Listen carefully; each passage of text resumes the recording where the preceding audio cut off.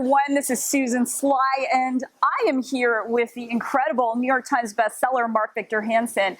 Mark actually holds the record for having a New York Times bestseller in both the fiction and nonfiction category in the exact same week, which is such a tremendous accomplishment. You probably know him as Chicken Soup for the Soul co-author with Jack Canfield. And the thing I want to say about Mark is he has a tremendous heart. He's such a giver. He's very, very quick to sit down with people he doesn't even know and impart his wisdom. And today he's going to share a few tips with you. So Mark, big question for you. You've been working with entrepreneurs for decades. What is an entrepreneur to you?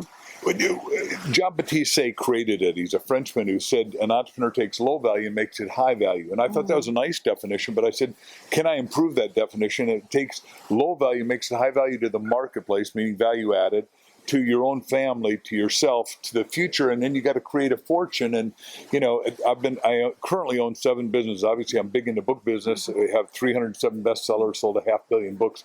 I'm also, pretty successful in the speaking business. We created a $100 million a year company called Enlightened Seminars, and that was wonderful. But right now, I'm doing the business I was trained in 40 years ago, which is amazing.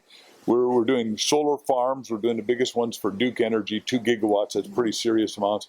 We're doing some rooftops. We've done 30 for Costco, and we're doing 400 Kaiser Permanente, because we've got to get off petrochemicals. When I was in graduate school, Bucky Fuller said, look, petrochemicals are a great self-starter, but we've got to go on to, and then I own a company, the biggest owner with my wife of natural power concepts. We do in-stream auger turbines for hydro.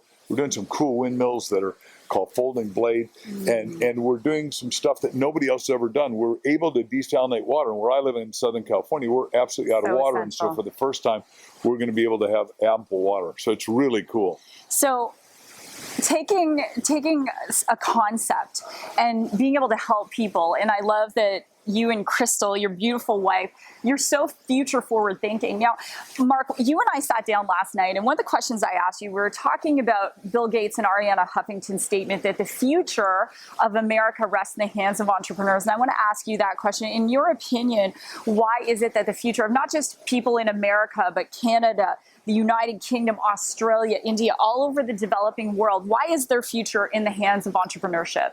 The only hope for the future in the world is entrepreneurship. Here in America, 4 entrepreneurs started, and I'm going to recommend a movie everyone can see on Netflix called America, the Men Who Built It. And America was really started after the Civil War, which is the bloodiest war in human history. But it was Andrew Carnegie.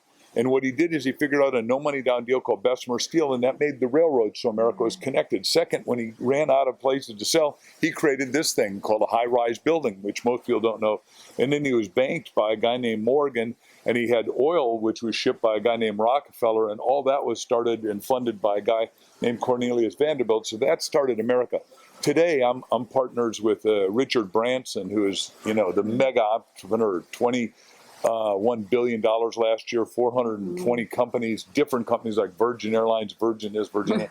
Anyhow, he put together Virgin United, 350 best entrepreneurs, with one goal: to make the world work entrepreneurially. And my goal is to make the world work for 100% of humanity and make us all economically and physically successful. That's huge. And I know that one of the things Mark and I are very, very passionate about is really people taking the future into their own hands. And so if you're watching this and you say, well, I'd like to be an entrepreneur and I don't know where to start, congratulations, it begins with a decision. And if you're already an entrepreneur, both Mark and I would encourage you to stay the course, look for ways that you can solve problems that maybe no one else is solving, and really dig in and help people. So Mark, any final words to the entrepreneurs watching today? First of all, I thank the world of this great lady. Oh, thank you. You got to do what needs to be done that no one else is doing that'll make everybody better off. And if you do it in immense profit, it gets done. And here's what I want you to go to Andrew Carnegie's house if you come to New York. It's now owned by the Smithsonian. It's at 95th and 5th Avenue. It took me 5 years to find it. But these were all the presidents and all the honchos of all the business world.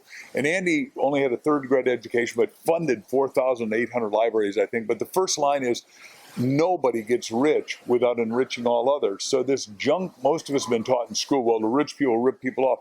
Just the opposite. We as entrepreneurs are the only people that can help people. You can't get poor enough to help somebody else poor. Only those of us who are rich can help source, serve, and then be massively philanthropic to source and serve other people. That's such a beautiful message. Thank you so much. I would encourage you to connect with Mark. And Mark, your preferred website for people to connect with you and find out more? Yeah, just go to markvictorhansen.com. markvictorhansen.com. And so with that, God bless. Go out there and make it a great day. You can always connect with us via www.susansly.com. And if you found value in this message, we would encourage you to share this video with everyone you know who's got the entrepreneurial spirit. We'll see you next time.